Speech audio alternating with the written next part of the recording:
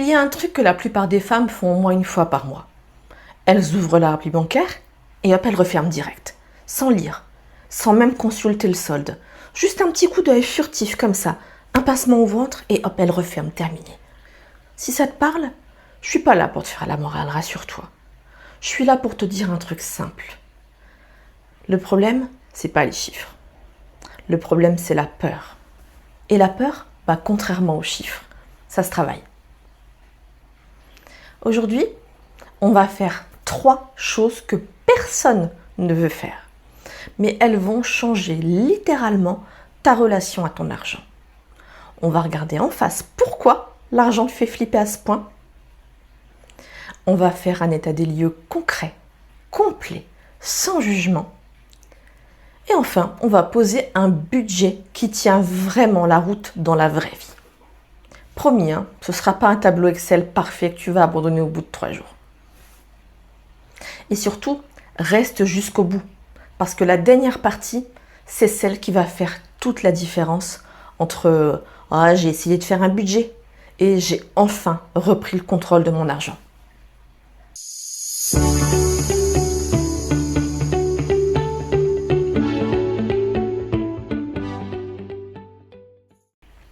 Moi, c'est Virginie. Et sur cette chaîne, on parle d'organisation, de charge mentale et de tout ce qui fait qu'on se sent enfin aligné dans sa vie plutôt que juste être en train de la subir. L'argent, c'est l'un des sujets qu'on évite le plus parce qu'il touche à des choses beaucoup plus profondes que simplement des chiffres. Ça touche à la sécurité, ça touche à la valeur qu'on se donne et parfois même à des histoires familiales entières. Alors on va faire ça ensemble, étape par étape. Mets sur pause la vidéo et prends un carnet ou l'application note de ton téléphone, ce que tu veux. Parce qu'à la fin de cette vidéo, tu vas avoir un vrai point de départ. Pas de la théorie, une photo honnête de ta situation et un budget que tu pourras vraiment suivre. Allez, on commence. On attaque par le plus dur. T'as peur. Partie 1, affronter sa peur de l'argent. On a toute une relation à l'argent qui s'est construite bien avant qu'on gagne notre premier salaire. Dans beaucoup de familles, l'argent, c'est un sujet tabou, même un sujet de tension parfois. On a souvent entendu dire « on n'a pas les moyens » ou même pire, on n'en a jamais parlé du tout. Silence total. Et ce silence, on te l'a transmis. Résultat, à l'âge adulte, plein de femmes et d'hommes gèrent leur argent en mode survie. On paye ce qui presse, on évite de regarder le reste et on se dit « je verrai plus tard ». C'est pas de la négligence, c'est un mécanisme de protection. Regarder ses comptes quand on a peur de ce qu'on va y trouver, ça demande une énergie folle que souvent, on n'a plus. Alors, on évite le sujet. Le problème, c'est que l'évitement, ça ne protège pas. Ça aggrave au contraire les choses. Parce que pendant qu'on évite le sujet, les décisions financières, elles se prennent quand même. Mais elles se prennent sans toi. Un prélèvement qu'on ne surveille plus. Un abonnement oublié. Un découvert qui traîne, qui s'aggrave même. Et chaque mois qu'on passe, sans qu'on regarde, la charge mentale invisible grandit. Cette petite alarme en fond, il faudrait que je m'en occupe, qui pèse même quand on n'y pense pas. Tu sais parfaitement de quoi je parle. Les appels du banquier que t'évites. Alors reprendre le contrôle de ses finances, c'est pas forcément une question de compétence. La plupart d'entre nous, ça va additionner et soustraire. Et ici, le sujet, c'est pas encore l'optimisation de ton budget ou de tes placements. Ici, c'est juste une question de courage. Accepter de regarder une bonne fois pour toutes sans se juger, sans juger ce qu'on va trouver. Alors maintenant, il va falloir adopter un changement de posture. Mais t'es pas toute seule. Voilà ce que je te propose et qui a tout changé pour moi. Arrête de voir tes comptes comme un bulletin de notes. L'école, c'est fini. C'est pas une évaluation de ta valeur. Au contraire, c'est un GPS. Ton GPS, il te juge pas quand t'es perdu. Il te montre juste où tu es. Et c'est à toi de lui indiquer où tu veux aller. Bah, l'argent, c'est pareil. Ton solde bancaire, où tu en es. Et après, avec le budget, c'est toi qui décides de ce que tu vas faire de ton argent. Donc avant même d'ouvrir ton appli bancaire tout à l'heure, je te propose une phrase à te répéter. Je regarde pour faire le point, pas pour me punir. C'est pas un détail cosmétique de se répéter cette phrase. C'est ce qui va te permettre de rester bienveillante avec toi-même pendant qu'on va faire l'état des lieux. Parce que si tu bascules en mode honte dès les 2 premières minutes, tu vas refermer l'appli direct et ça, c'est terminé. On n'en veut plus. En partie 2, l'état des lieux. Bon, on y va. T'es prête? Voici la méthode. 4 étapes. Tu peux mettre pause après chaque étape si tu veux la faire en même temps, ou alors regarde la vidéo en intégralité et après tu y reviens calmement étape par étape. Étape 1. Rassembler sans trier. Ouvre tous tes comptes. Tous. Compte courant, épargne, crédit, carte, tout. Note chaque compte sur une ligne. Le nom du compte, le solde actuel. C'est tout. Ne juge rien. Ne commente rien. Un solde négatif, c'est pas un échec moral. C'est juste une donnée chiffrée. En étape 2, les rentrées d'argent. Ici, tu listes tout ce qui rentre chaque mois. Salaire, revenus complémentaires, aide éventuelle, pension, enfin, tout ce qui vient en positif. Si tu es indépendante ou que tes revenus varient, ce qui est mon cas avec mes activités, on a tendance à dire de prendre la moyenne des 3 derniers mois, plutôt que le mois le plus favorable. Moi, j'ai tendance à me servir du chiffre d'affaires de mon mois le moins favorable de l'année. Ici, on veut une photo réaliste, pas quelque chose d'optimiste. Donc c'est à toi de voir ce qui colle le plus à ta réalité. En étape 3, les sorties d'argent, le vrai chantier. C'est ici que ça devient inconfortable. Et c'est normal. Maintenant, va regarder tes 3 derniers relevés de compte. Et note chaque dépense dans une catégorie.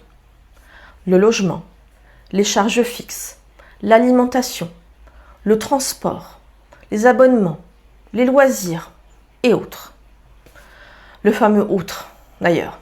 C'est souvent là que se cache la vérité. Les petites dépenses répétées, qu'on voit même plus en fait. Mais par contre, mises bout à bout, elles peuvent peser lourd dans ton budget. Ici, pas question de te censurer en autant. L'objectif, c'est pas d'arriver à un budget parfait là tout de suite. L'objectif, c'est de dresser une image la plus fidèle possible à ta réalité. Il faut affronter la vérité. Donc là, tu as fait ce travail pour les 3 mois précédents. Maintenant, je t'invite à pousser un petit peu plus loin et à survoler tes relevés de compte de l'année. Alors je sais, c'est un gros boulot. Et pourquoi on doit le faire? Parce qu'en fait, il est nécessaire de dénicher toutes les dépenses que tu ne payes, soit qu'une seule fois l'an, soit au semestre, 2 fois par an. Elles entrent elles aussi, évidemment, dans l'établissement de ton budget. Et il ne faut pas les oublier. Le chiffre qui compte vraiment. Alors, bravo, tu as fait déjà un énorme travail. Et une fois que tu as tout ça, un seul calcul. Entrée moins sortie. C'est ce chiffre, qu'il soit positif, négatif ou pile à l'équilibre, qui est ton vrai point de départ. Pas ce que tu crois gagner ou ce que tu crois dépenser. En général, ce qu'on croit, c'est un peu faussé. Ici, les chiffres parlent vraiment, noir sur blanc, ils ne mentent pas.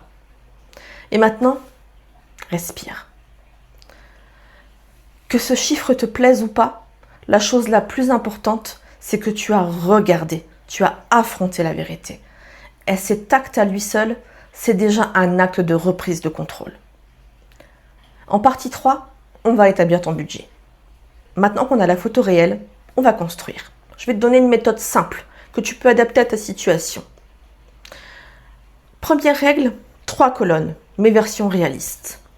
L'idée ici, c'est de répartir tes dépenses en 3 grandes catégories. Les essentiels. Logement, charges, alimentation, transport, assurance. En gros, ce qui te permet de vivre dignement. Les dépenses qui ne sont pas négociables à court terme. Deuxième colonne, les envies et le confort.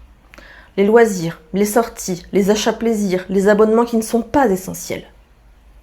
Et troisième colonne, l'avenir, l'épargne, les projets.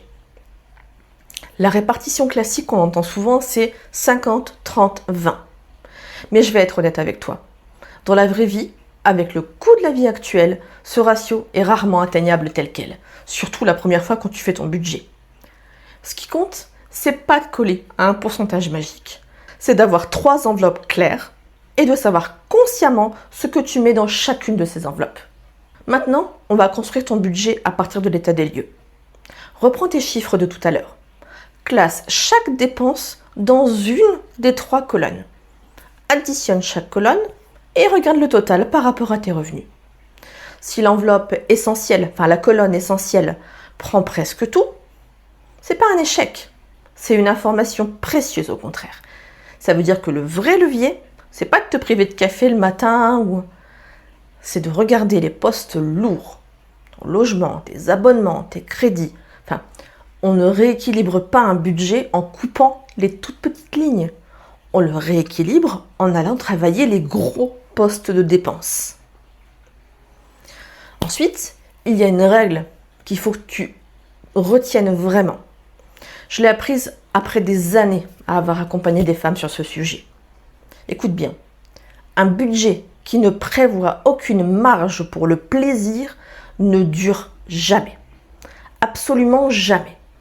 Même si cette marge, elle est toute petite, minime, garde toujours une ligne plaisir dans ton budget. Elle doit être chiffrée, assumée, mais elle est là. Un budget trop strict, c'est comme un régime trop strict. Tu craques, tu culpabilises et tu abandonnes. Un budget réaliste, ça inclut l'humain que tu es, pas juste l'idéal auquel tu aspires. Et en dernier point essentiel, ton budget n'est pas gravé dans le marbre. C'est un outil vivant, donc prévois un rendez-vous avec toi-même une fois par semaine, juste 10 minutes, juste pour regarder où tu en es. C'est pas pour te juger, c'est surtout pour ajuster. Ce rendez-vous régulier, plus même que le budget lui-même, il va faire la vraie différence sur la durée, puisque tu vas garder un certain contrôle et désormais, tu n'auras plus peur. Voilà, on a fait ensemble ce que la plupart des gens évitent pendant des années. Regarder la vérité en face, sans se juger, et poser un cadre concret pour avancer. Si tu ne devais ne retenir qu'une seule chose de cette vidéo, ce serait que reprendre le contrôle de ses finances, ça commence pas par un tableau Excel. Ça commence surtout par avoir le courage de regarder les chiffres en face, sans se juger. Si cette vidéo t'a aidé, dis-le moi en commentaire. Et dis-moi surtout quel est ton chiffre de départ, celui que tu as calculé tout à l'heure. Pas besoin de me donner le chiffre précis, je comprends que parfois c'est un peu intime. Juste dis-moi s'il est positif, négatif ou à l'équilibre. Ça peut aider quelqu'un d'autre qui hésite à se lancer, à franchir le pas, à oser lui aussi affronter ses propres chiffres. Nous, on se retrouve la semaine prochaine pour cette fois commencer à enfin optimiser ce budget. Mais avant ça, dis-moi, tiens, je suis curieuse. C'est quoi les postes qui te posent le plus de problèmes? C'est l'alimentation? C'est l'habillement? C'est tes crédits? C'est quoi? Je lis tous les commentaires et je te donnerai des pistes pour pouvoir améliorer tout ça, promis. D'ici là, prends soin de toi et à très vite.